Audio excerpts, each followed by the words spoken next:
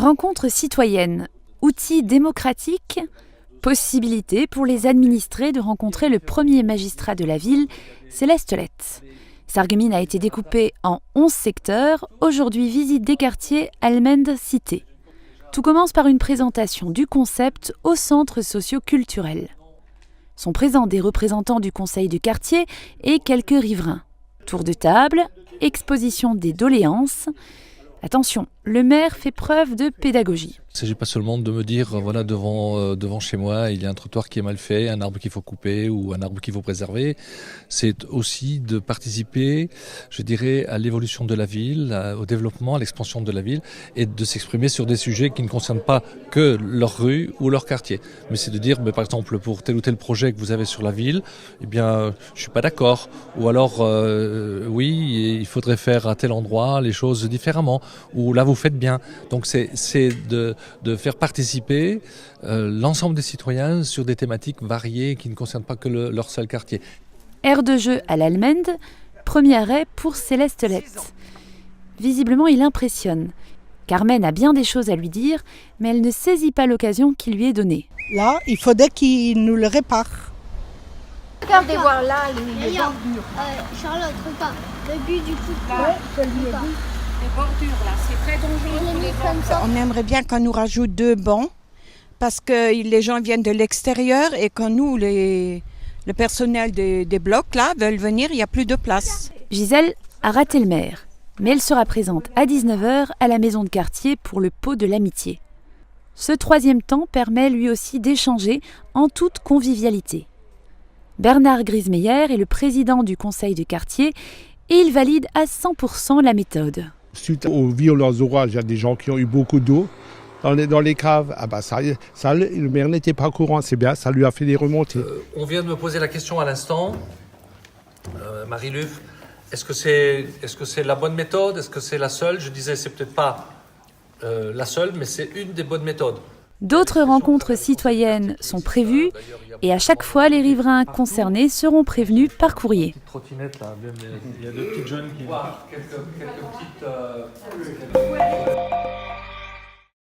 Aïd El-Kébir, la grande fête pour les musulmans. Ce matin, tout le monde est sur son 31.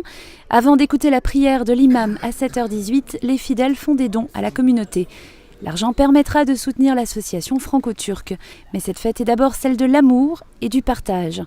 Dans la tradition musulmane, l'Aïd El-Kébir commémore la soumission d'Ibrahim à Dieu.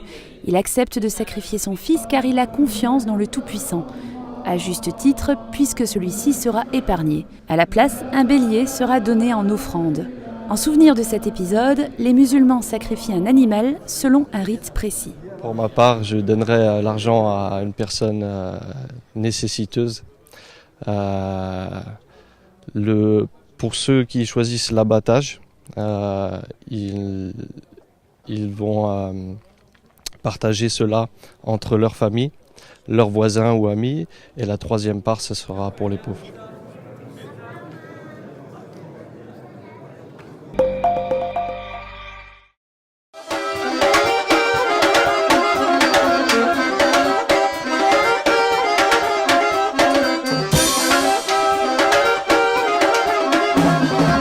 Les étendards crescendo, comme ce concert de la fanfare Couche-Tard.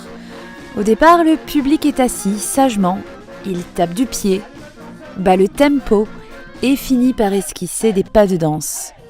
Pour le 10e et avant-dernier événement de la saison, le public est au rendez-vous. Le festival a été lancé en 2017, son potentiel est parfois découvert par hasard. Je pense qu'on est tous un peu surpris de la qualité du spectacle et ça arrivait un petit peu comme une surprise. Moi je l'ai entendu de la maison et je suis venu un peu à l'improviste et puis j'étais agréablement surpris. Les bénévoles des foyers ruraux de Olvin, Rimerin et ce soir Puttelange se mobilisent pour promouvoir le spectacle vivant à la campagne. Et à chaque manifestation, sa configuration.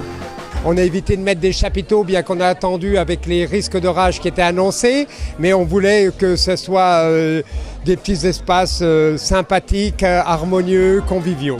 La musique festive et multiculturelle colle parfaitement à l'événement.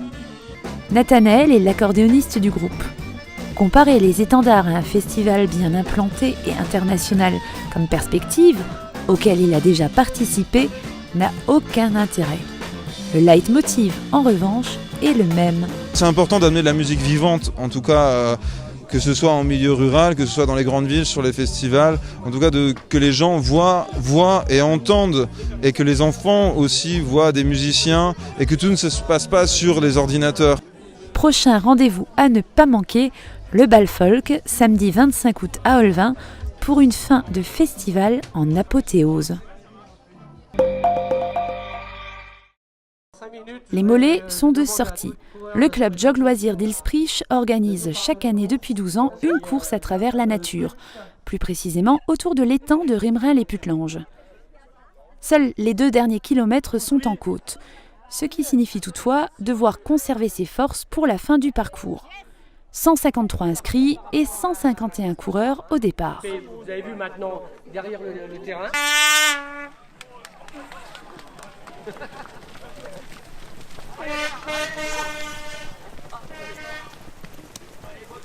À peine parti, le staff doit délimiter l'arrivée car les premiers mettent moins de 40 minutes à effectuer le parcours. Le circuit fait exactement 10 km pratiquement, donc ils se jugent là-dessus, hein, les élites. Voilà. Après ceux qui sont derrière, ils font 10 bornes, c'est pour leur plaisir, quoi.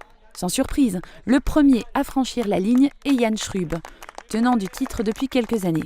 En plus, le nom est bien trouvé parce que c'est quand même un parcours assez difficile. C'est pas sur un parcours comme ça qu'on peut faire des chronos. Mais vraiment, les courses nature comme celle-là, ça ressemble plus à du trail et c'est très plaisant en début de saison de faire des courses de la sorte. 3,30 km en moyenne, sans accélération pour le jeune homme licencié à l'ASA. Cette course est une bonne préparation avant les championnats d'Europe de cross.